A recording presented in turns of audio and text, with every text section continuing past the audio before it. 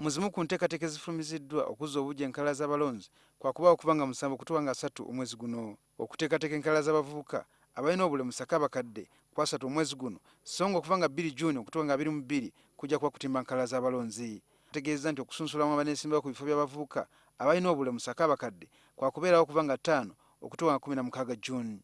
Abaneesimbawo ku kifo ky'obwa pulezidenti baakusunsulwamu nga 5 ne 6 Oktoba, so nga okw'abanaavuganya ku bifo eby'enjawulo mu gavumenti ez'ebitundu kwakubeerawo okuva nga 19 okutuuka nga 23 Oktoba. Baagala okubeera abaka ba Paalamenti okubasunsulamu kwakubaawo wakati wa 9 ne 10 Novemba.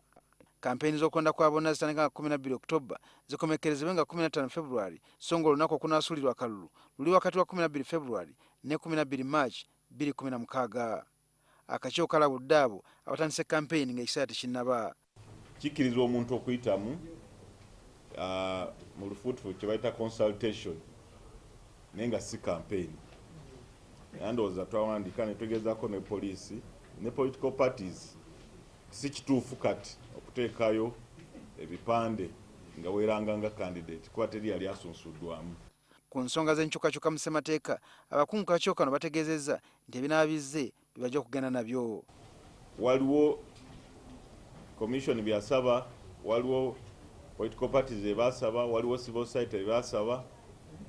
Ebinaaba bizze mu budde tusobola obyongeramu.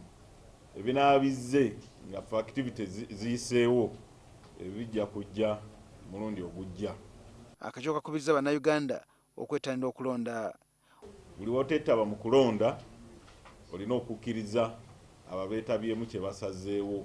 We twogerera ng'ebbugumu ly'ebyokulonda ligenda lyeyongera nga n'ebibiina ebimu biri mu kwetereza weewaawo nga liwo n'ebyo ebikyalumagana wadde ng'obudde bulinga obuweddeyo.